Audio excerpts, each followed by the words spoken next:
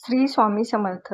गुरुपौर्णिमेच्या सर्व माझ्या फॅमिलीला खूप खूप शुभेच्छा. आजचा दिवस तुम्हाला आनंदाचा, सुख समृद्धीचा आणि भरभराटीचा जावो आणि स्वामी चरणी हीच प्रार्थना. तर सकाळ झाली की पहिला मुलांना टिफिन पाहिजे असतो. तर आज भाजी पोळी करण्याऐवजी शॉर्टकट करण्याचं ठरवलं, कारण मला सकाळीच अक्षूला शाळेत सोडायला जायचं होतं. तर म्हणून मग दिवसभर भाजी पोळी कोणी खाणार नव्हतं. तर जाताना सुट्टे पैसे नव्हते, म्हणून मला एवढी खरेदी करावी लागली आणि तेव्हा कुठे माझे सुट्टे पैसे झाले. आज फुलं बघायला गेले ते एवढे महाग होते, तरी पण आपल्याला पूजेसाठी लागणार होते. मग घरी आले, जरा वेळ बसले. तर सकाळी ढोकळा केलेला होता आणि कावळा आलेला होता. तर मग पहिला कावळ्याला हा नैवेद्य दिलेला, कारण पितृदोषाचं निवारण इथे होतं. एकीकडे जरा वेळ बसले तर म्हटलं चहाही होतो, आणि चहा झाला की मग लगेच सुरुवात केली ती कामाला. तर आज गुरुपौर्णिमा, सणवार, उत्सव असला की निगेटिव्ह एनर्जी घरातून पळवायची असली की मग अशा वेळेस आपण भरपूर हे घरगुती उपाय करत असतो. तर असाच उपाय म्हणजे आपली लादी पुसताना थोडीशी हळद आणि मीठ घातल्याने जी काही निगेटिव्ह एनर्जी म्हणा ती ही दूर होते आणि लादी खूप सुंदर चकाचक अशी निघते. तर हाताने पुसण्यापेक्षा आज जरा घाई होती आणि भरपूर पुष्कळ कामं राहतात आणि त्यानंतर मग मी तयार झाले. आणि कामं जर आवरलेली असेल ना आणि मन लावून मग निवांत असं देवाजवळ आपल्याला बसता येतं, म्हणून मी सकाळी सगळी कामं आवरून घेतलेली. आज गुरुपौर्णिमा होती, तर अशा वेळेस हळदीने स्वस्तिक हे दरवाज्यावर जर काढलं तर बाहेरच्या बाधेपासून नक्कीच आपली घराचं हे संरक्षण होत असतं. म्हणून दर पौर्णिमेला हळदीने स्वस्तिक दरवाजावरती काढायचे.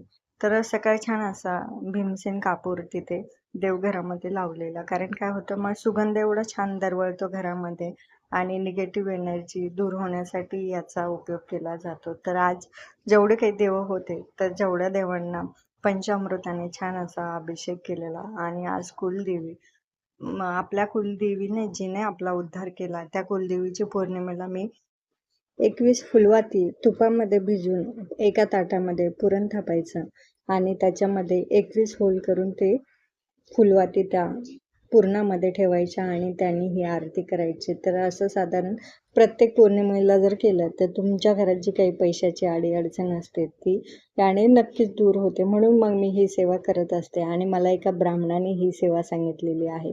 तर पौर्णिमेला अजून एक कुंकुमार्चन केलं जातं श्रीयंत्रावरती. जोपर्यंत चिमूटभर कुंकू हे आपण श्रीयंत्रावरती किंवा महालक्ष्मीच्या एखाद्या मूर्तीवरती, फोटोवरती किंवा तुम्ही कुलदेवीच्या मूर्तीवरतीही हा अभिषेक केला तर अभिषेक केल्याच्या नंतर ते कुंकू हे आपल्या डोक्याला लावल्याने आपल्या घरात ही जी काही देवीची शक्ती असते ती आपल्यामध्ये ही येत असते. तर सकाळी छान अशी आपली पूजा झालेली आहे पंचामृताने आणि त्यानंतर मग सकाळी निवांत वेळ होता, तर म्हणून म्हटलं चला मग जी काय आपली सेवा बाकी आहे तर ती सेवा करून घ्यावी. तोपर्यंत एकीकडे डाळही लावून दिलेली होती. तर डाळीमध्ये मस्त डाळ छान शिजली तर त्यामध्ये थोडासा गूळ घालून छान असं परतून घेतला आणि साईड बाय साईड दुसरेही कामं चालू होते. तर आमटी, ज्याला की बरेच जण सारही म्हणतात, तर एकीकडे तो मसाला छान असा परतत होता, परंतु त्या परतण्याच्या याच्यामध्ये सगळे ते तेलाचे डाग हे पूर्ण गॅसवरती आणि किचनवरती उडालेले. पण त्याची चव ही न्यारी लागते खरं तर त्या भाजीची, म्हणून मग मी थोडंसं ओढलं तरी तेवढं ॲडजस्ट करत असते. आणि त्यानंतर मग सगळं पुरण वगैरे मी चाळणीने दळून घेतलेलं. तर अक्षू शाळेत तिला थोडासा अभ्यास दिलेला होता, तर मग मी आल्या आल्या जे काही अभ्यास असतो ना तर तो आल्या आल्या करायचा, म्हणजे मग दिवसभर हे निवांत असतं. तर आधी शाळेतून आलेला आणि त्याला म्हटलं मला जरा हेल्प कर, कारण माझी खूपच एकटीला हे धावपळ व्हायला लागली. तर त्याने मग छान असं मी जसं सांगत जाते तसं तो करत जातो. तर एकीकडे छान पीठ वगैरे भिजून वगैरे सगळी तयारी करून ठेवलेली, फक्त माझ्या पोळ्या बाकी राहिल्या होत्या. तर म्हटलं पोळ्याही करून घेऊया, कारण मंदिरात जायचं थोडं मागे पुढे चाललं होतं की 5 वाजता जायचं की 7 वाजता जायचं. तर म्हणून म्हटलं एकदा सगळी जेवणाची तयारी करून घेऊया, कारण पौर्णिमाच ही 8 वाजेपर्यंतच होती. तर म्हणून मग मी सगळी तयारी करून घेतली. एकदा म्हटलं तयारी केली की मग आपली धावपळ ही होत नाही. तर मग छान अशी सगळी सत्यनारायण कथा ही वाचून घेतलेली आणि त्यानंतर मग मी आरती केलेली. तर अक्षुलाई घरातील मुलांना आपण बरोबर सगळ्या गोष्टी काय करतात ते अनुकरण करत असतात. आपण न सांगता न बोलताही ते मग आरतीच्या वेळेस येऊन उभा राहतात किंवा मग आरतीचं ते ताट आम्हाला दे, मीही ओवाळते. तर असं मुलांना आपल्याकडून काही गोष्टी हे मुलं शिकत असतात. आणि मग सगळी सेवा वगैरे झाली. साधारण मला 6:45 वाजले ही सेवा वगैरे करायला आणि मग संध्याकाळी आम्ही निघालो ते मंदिरात जाण्यासाठी. तर आज आम्हाला दत्त मंदिरात काही जाता आलं नाही कारण पाऊसच एवढा चालू होता. तर मंदिरात गेलो तर अक्षरशः म्हणजे बसायलाही जागा नव्हती. कुठेतरी ॲडजस्टमेंट केलं आणि आधी शेवटी उभाच राहिलेला.